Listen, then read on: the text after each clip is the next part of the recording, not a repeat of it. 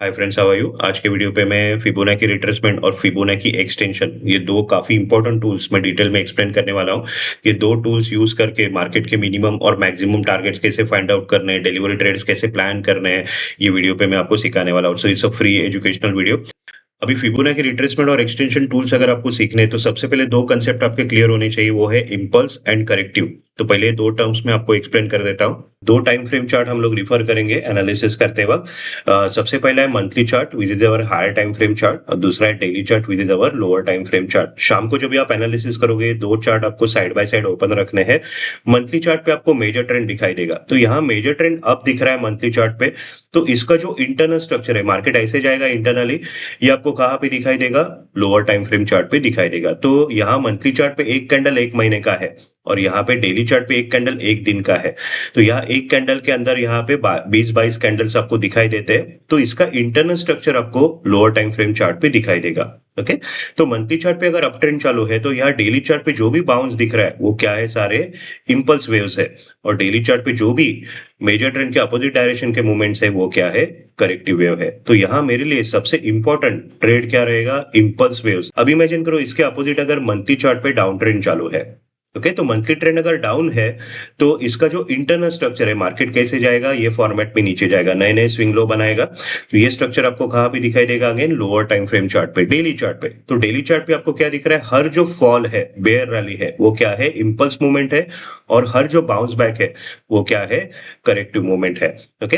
तो यहाँ पे मेरे लिए इंपॉर्टेंट ट्रेड्स कौन से बनेंगे? अगर मंथली चार्ट पे डाउन ट्रेंड चालू है, यहाँ हर जो फॉल रहेगा डेली चार्ट पे वो क्या रहेगा? काफी शार्प रहेगा, काफी बड़ा रहेगा, जिसमें मैं ऑप्शन बाय करके डिलीवरी लूंगा। तो इन शॉर्ट, जब भी मंथली चार्ट पे अप ट्रेंड चालू है, डेली चार्ट पे मुझे क्या करना है? हर बुल रैली पे डिलीवरी लेना है और बाय ऑन डिप करना है। इसके अपोजिट अगर मंथली चार्ट पे डाउन ट्रेंड चालू है, तो मेरा ट्रेडिंग स्ट्रेटेजी क्या रहेगा? मुझे हर बेयर रैली पे डिलीवरी लेना है और हर बाउंस पे क्या करना है? सेल ऑन रैली करना है। यहाँ जो रैली आएगा, जो बाउंस रहेगा, वो मेरे लिए क्या रहेगा? सेलिंग अपॉर्चुनिटी रहेगा। अभी यहाँ मैंने निफ्टी का ईओडी चार्ट ओपन किया है, डेली चार्ट। यहाँ मैं फिबोनाची रिट्रेसमेंट और एक्सटेंशन, ये दोनों कंसेप्ट डिटेल में सिखाऊंगा और चार्ट पे इसका यूज भी बताऊंगा कि इसका यूज कैसे करना है। जैसे यहाँ पे सबसे पहले आप क्या देखते हो? मेजर ट्रेंड अब चालू है। ओके, तो डेली चार्ट पे हर जो बाउंस है वो क्या है? इंपल्स है, और हर फॉल क्या है? करेक्टिव वेव है। ओके, तो यहाँ पे अभी क्या हो गया है? एक इंपल्स कंप्लीट हो गया है और यहाँ पे एक करेक्टिव वेव चालू हो गया है। तो सबसे पहले जैसे ही लोअर क्लोज मिलेगा, सबसे पहला डेटा आप क्या मॉनिटर करोगे? Daily RSI. डेली आरएसआई अगर बुलिश सिग्नल दे रहा है, तो वो आपको क्या बता रहा है? करेक्टिव वेव बॉटम तक जाएगा नहीं, बिकॉज बुल्स में स्ट्रेंथ है, तो वो मार्केट को ज्यादा गिरने नहीं देंगे। तो ऐसे केस में डेली आरएसआई बुलिश सिग्नल दे रहा है, तो आपको क्या फाइंड आउट करना है? करेक्टिव वेव एग्जैक्टली कहाँ पे एंड होगा, मिनिमम कहाँ तक जाएगा और कहाँ पे एंड होगा। तो उसके लिए फिर आप क्या यूज करोगे? फिबोनाची रिट्रेसमेंट टूल यूज करोगे। इमेजिन करो अगर आरएसआई बेरिश सिग्नल दे रहा है, तो करेक्टिव वेव बॉटम तक जाने का सिग्नल है। ओके, तो ऐसे केस में हम लोग रिट्रेसमेंट टूल यूज नहीं करते। तो आरएसआई बुलिश सिग्नल दे रहा है, तो यहाँ पे मैंने रिट्रेसमेंट लाइन ये टूल सिलेक्ट किया है। जो पहला टूल है वो है फिबोनाची एक्सटेंशन, ये हम लोग इंपल्स के लिए यूज करते हैं। And this is retracement line. तो अभी करेक्टिव वेव इंपल्स को ऊपर से नीचे रिट्रेस कर रहा है, तो आपको ये कैसे ड्रॉ करना है? टॉप पे क्लिक करना है, क्लिक करके ड्रैग करना है बॉटम तक, तो पूरे इंपल्स को आपको रिट्रेसमेंट ड्रॉ करनी है। अभी इंपॉर्टेंट रिट्रेसमेंट लेवल्स कौन से हैं? 38%, ये मिनिमम लेवल है जो टच होना ही चाहिए। दूसरा है 61%, ये मैक्सिमम लेवल है। 61 टू रेयर केस में 78%, ये क्या रहते हैं? मैक्सिमम रिट्रेसमेंट लेवल्स रहते हैं। ओके, अब ये जो रिट्रेसमेंट लेवल्स है, ये क्या करते हैं? सपोर्ट करके काम करते हैं। अभी यहाँ पे मुझे क्या करना है? बाय ऑन डिप करना है। ओके, पर बाय ऑन डिप के लिए इंपॉर्टेंट क्या है? डिप कहाँ बनेगा, यानी करेक्टिव वेव का मिनिमम टारगेट क्या होगा, वो आइडेंटिफाई करना बहुत जरूरी होता है। ओके, तो यहाँ पे आपको क्या अंडरस्टैंड करना है? अगर 38% टच हो गया, उसके बाद जो भी हायर ब्रेकआउट मिले, वहां पे आपको क्या करना है? कॉल एंट्री बाय करना है, एज्यूम करके कि वहां से अगला इंपल्स चालू हो गया। ओके, पर अगर मार्केट गिरता है और अगर मार्केट कहीं पे भी हायर ब्रेकआउट नहीं देता है, 61% के आसपास आया, तो ये मैक्सिमम एरिया रहता है जहां पे आपको रेडी रहना है, जहां से अगला इंपल्स चालू हो सकता है। So this is minimum target, this is maximum target. अभी यहाँ पे आपको ये भी अंडरस्टैंड करना है, अगर बाइंग मोमेंटम बहुत स्ट्रांग है, तो करेक्टिव वेव 23% से भी रिवर्स हो सकता है। ओके, तो अगर मैंने क्या बताया 38% आ गया, रिट्रेस हो गया, उसके बाद जो भी हायर ब्रेकआउट आएगा वहां पे आपको कॉल बाय करना है, और अगर हाई के ऊपर क्लोज आ रहा है तो वो कॉल में आप डिलीवरी ले सकते हो। ओके, पर अगर 23% से अगर रिवर्स हो गया मार्केट, तो आप हायर ब्रेकआउट पे कॉल नहीं ले सकते। आपका कॉल एंट्री कहाँ पे आएगा? स्विंग हाई ब्रेकआउट पे, because minimum usually corrective wave कितना रिट्रेस करता है? 38% रिट्रेस करता ही है, पर रेयर केस में अगर बाइंग मोमेंटम है 23% से रिवर्स हो गया, तो आपका एंट्री कहाँ पे आएगा? स्विंग हाई ब्रेकआउट पे आएगा। तो यहाँ मैंने दो इंपॉर्टेंट पॉइंट आपको बताए एंट्री। सबसे पहला है करेक्टिव वेव अगर 38% यानी ये जो जोन है 30 टू 61%, ये जोन में आ गया, और उसके बाद जब भी प्रीवियस डे के हाई के ऊपर जाता है, हायर ब्रेकआउट सिग्नल देता है, मैं इमीडिएटली मेरा buy on dip call entry buy करूंगा वहां पे। ओके, और अगर मार्केट 23% से रिवर्स हुआ, तो ऐसे केस पे मेरा एंट्री कहाँ पे आएगा? स्विंग हाई ब्रेकआउट पे। यहाँ हम लोग हायर ब्रेकआउट पे ट्रेड नहीं लेंगे। ओके, अभी यहाँ क्या हुआ है देखो, मार्केट यहाँ पे क्या कर रहा है? साइडवेज करेक्शन दे रहा है। अभी यहाँ पे हायर ब्रेकआउट मिला, पर हमने कॉल एंट्री बाय नहीं किया बिकॉज 23% से रिवर्स हुआ है, तो हमारा एंट्री कहाँ आना चाहिए? स्विंग हाई ब्रेकआउट पे, जो हमें यहाँ पे सिग्नल ही नहीं मिला है। ओके, तो ये पूरे पीरियड में कहीं पे भी आपका कॉल एंट्री आएगा नहीं। अभी आप किसका वेट करोगे? 38% रिट्रेसमेंट कंप्लीट होने का। तो यहाँ पे जैसे ही 38% रिट्रेसमेंट टच हो गया, ओके, अभी यहाँ पे आपको क्या देखना है? हायर ब्रेकआउट के लिए वेट करना है। अभी यहाँ कोर्स में मैंने दो इंपॉर्टेंट कंसेप्ट और आपको बताया। ओके, एक इंपॉर्टेंट कंसेप्ट क्या है? Price action technique. तो जब भी कोई करेक्टिव वेव चालू होता है, रिट्रेसमेंट और प्राइस एक्शन, ये दोनों स्टडीज आपको एक साथ यूज करने हैं, जिससे आप करेक्टिव वेव कहाँ एंड होगा ये फाइंड आउट कर सकते हो। तो according to price action technique, पहले हमें एक लेवल मार्क कर देता हूं। ये जो कैंडल है, ये कैंडल के लो पे बायर्स बैठे हैं। ओके, और दूसरा, ये कैंडल का जो क्लोज है, यहाँ पे strong price action support level है, यहाँ पे बायर्स बैठे हैं। अभी यहाँ पे अगर मैं अगेन रिट्रेसमेंट ड्रॉ करूँ टॉप से बॉटम तक, तो यहाँ मैं क्या नोटिस कर रहा हूँ? मार्केट ने मिनिमम टारगेट अचीव किया है 38% रिट्रेसमेंट, और वहीं पे क्या आ रहा है? प्राइस एक्शन सपोर्ट लेवल आ रहा है। तो अगर रिट्रेसमेंट लेवल और प्राइस एक्शन सपोर्ट लेवल अगर कंबाइन होते हैं, तो यहाँ से ये लेवल ब्रेक करना मार्केट के लिए बहुत मुश्किल जाता है, और यहाँ से आपको क्या दिखाई देगा? ट्रेंड रिवर्सल दिखाई देता है। 38% मिनिमम टारगेट है करेक्टिव वेव का, वो टच करने के बाद जैसे ही हायर ब्रेकआउट आएगा, यहाँ मैं कॉल बाय करूंगा। हाई के ऊपर क्लोज हो गया है, तो मैं कॉल में डिलीवरी ले लूंगा। अभी यहाँ पे अगला इंपल्स चालू हो गया है। ओके, तो इंपल्स आ गया है, तो इंपल्स का टारगेट मैं कैसे निकालूंगा? फिबोनाची एक्सटेंशन टूल आपको यूज करना है। तो यहाँ मैंने क्या सीखा है? आने वाला इंपल्स मिनिमम कितना होता है? प्रीवियस इंपल्स इतना होता है या उससे बड़ा होता है। ओके, सो इसका टारगेट मैं कैसे निकालूंगा? प्रीवियस इंपल्स का स्टार्टिंग पॉइंट यहाँ पे क्लिक करना है, क्लिक करके प्रीवियस इंपल्स के एंडिंग तक ड्रैग करना है। तो यहाँ पे अभी माउस बटन मैंने छोड़ा नहीं है, यहाँ आने के बाद जिस माउस बटन मैं रिलीज कर रहा हूँ, फिर आपको क्या करना है? करेक्टिव वेव का जो बॉटम है, यहाँ पे आके जस्ट आपको क्लिक कर देना है, तो वो डायरेक्टली आपको एफई 100% लेवल मार्क करके देगा। सो यहाँ पे देखोगे, यहाँ जब भी आप कॉल बाय करते हो, ये कॉल एंट्री आपको मिनिमम कहाँ तक होल्ड करना है? एफई 100% टारगेट तक होल्ड करना है। ये मिनिमम टारगेट है जो टच होना ही है, और मैक्सिमम कितना जा सकता है?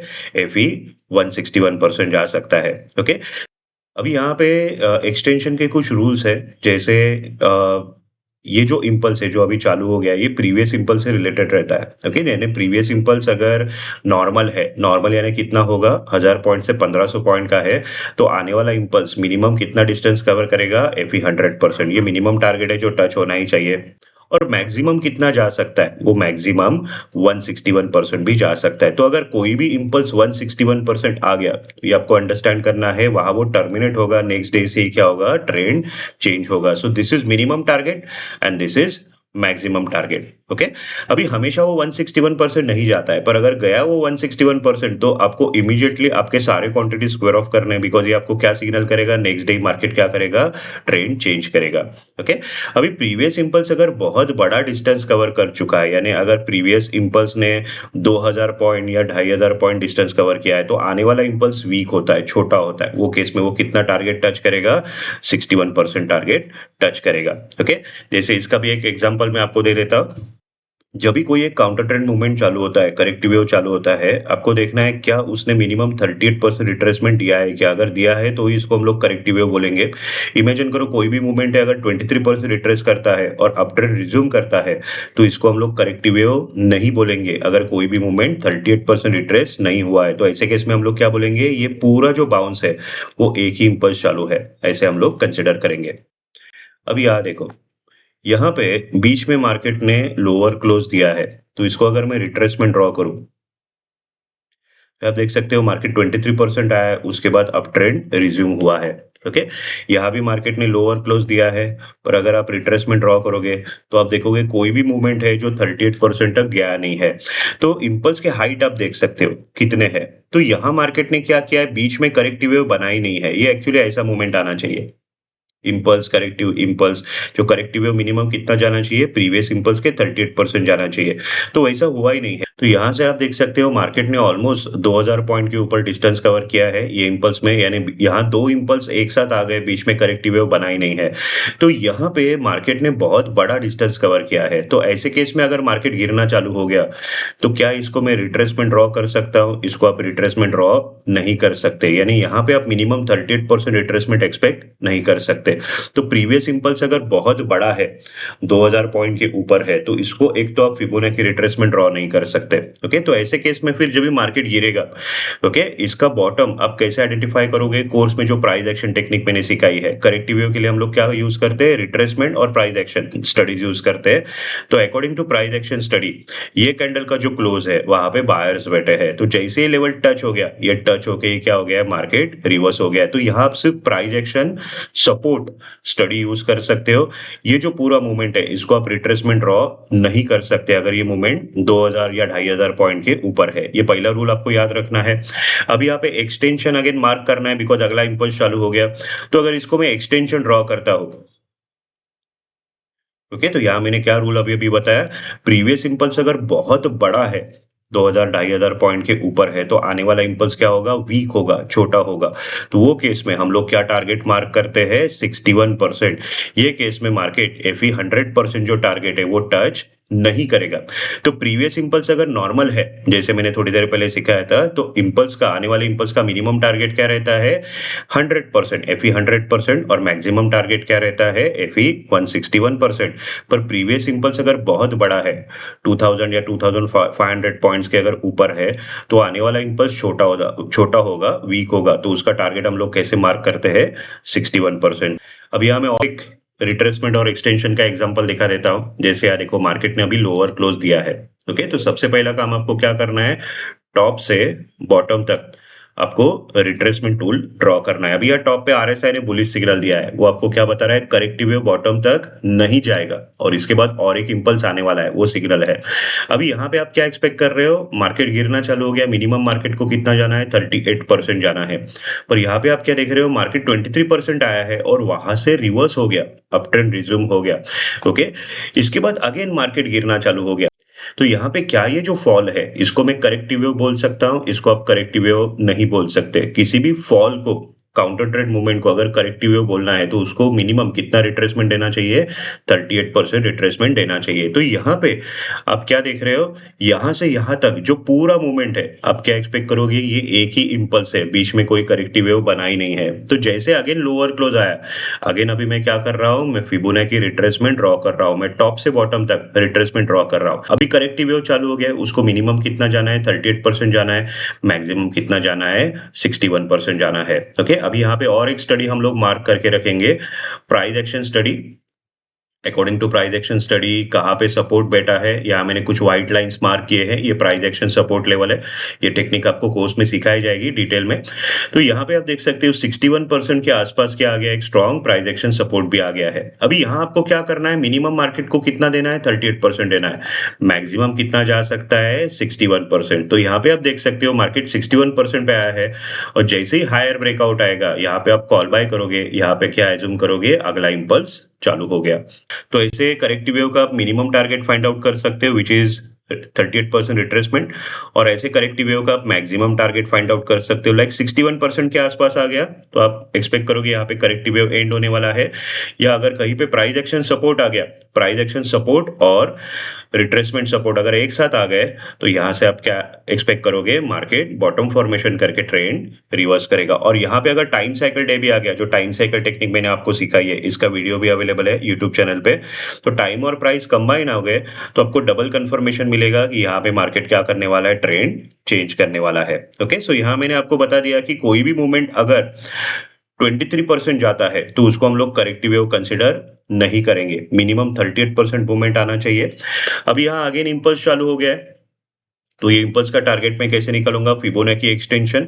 तो यहाँ पे एक्सटेंशन टूल सिलेक्ट करना है, प्रीवियस इम्पल्स का स्टार्टिंग पॉइंट, प्रीवियस इम्पल्स का एंडिंग पॉइंट, ये पूरा एक ही इम्पल्स है इसलिए ये टॉप मैंने कनेक्ट किया है, एंड करेक्टिव वेव का एंडिंग पॉइंट। तो मिनिमम मार्केट को कितना जाना है, एफई 100%, ये मिनिमम टारगेट है। ओके, पर जब भी हम लोग एंट्री लेते हैं, ये टारगेट पे हम लोग क्या करते हैं, फुल प्रॉफिट बुक करेंगे, बिकॉज यहाँ मार्केट क्या होता है, ओवरबॉट हो जाता है, यहाँ बाइंग मोमेंटम इसके आगे काफी कम हो जाता है।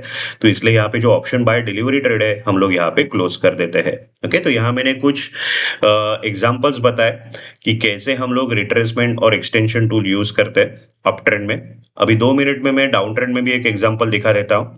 अभी यहाँ मैंने एक सैंपल चार्ट आपके सामने ओपन किया है। यहाँ पे आप क्या देख रहे हो, मंथली चार्ट पे मेजर ट्रेंड डाउन चालू है। तो यहाँ पे हर जो फॉल है वो क्या है, इम्पल्स है, और हर बाउंस बैक है वो क्या है, करेक्टिव मूवमेंट है। अभी यहाँ पे आप क्या देख रहे हो, मार्केट ने एक इम्पल्स मूवमेंट कंप्लीट किया है, और यहाँ पे एक करेक्टिव मूवमेंट चालू हो गया है, काउंटर ट्रेंड मूवमेंट चालू हो गया है। अभी सबसे पहले आप क्या देखोगे, आरएसआई देखोगे। करेक्टिव वेव कैसे होगा, ये अगर आपको आइडेंटिफाई करना है कि करेक्टिव वेव टॉप तक जाएगा कि नहीं जाएगा। Okay, corrective wave range bound movement देगा कि शार्प मूवमेंट देगा, उसके लिए हम लोग हमेशा क्या देखते हैं, डेली आरएसआई मॉनिटर करते हैं। तो यहाँ डेली आरएसआई आपको क्या सिग्नल कर रहा है, बेरिश सिग्नल कर रहा है। तो ये आपको क्या बता रहा है, ये करेक्टिव वेव है जो टॉप तक नहीं जाएगा। तो यहाँ पे आपको क्या करना पड़ेगा, करेक्टिव वेव का एंड होगा ये फाइंड आउट करना है। तो यहाँ पे आपको रिट्रेसमेंट टूल और प्राइस एक्शन टूल्स यूज करने पड़ेंगे। ओके, तो यहाँ पे अगेन मैं रिट्रेसमेंट मार्क कर रहा हूँ। अभी अगर मार्केट डाउन ट्रेंड में है, तो रिट्रेसमेंट कैसे ड्रॉ करना है, करेक्टिव वेव प्रीवियस इंपल्स को रिट्रेस कर रहा है बॉटम से टॉप तक। तो रिट्रेसमेंट कैसे ड्रॉ करना है, बॉटम पे क्लिक करना है, क्लिक करके टॉप तक आपको ड्रैग करना है। तो यहाँ पे आपको फिबोनाची रेशियोज मिलेंगे। तो यहाँ मिनिमम मार्केट को कितना जाना है, 38% रिट्रेस करना है, मैक्सिमम कितना जा सकता है, 61 to 78% जा सकता है।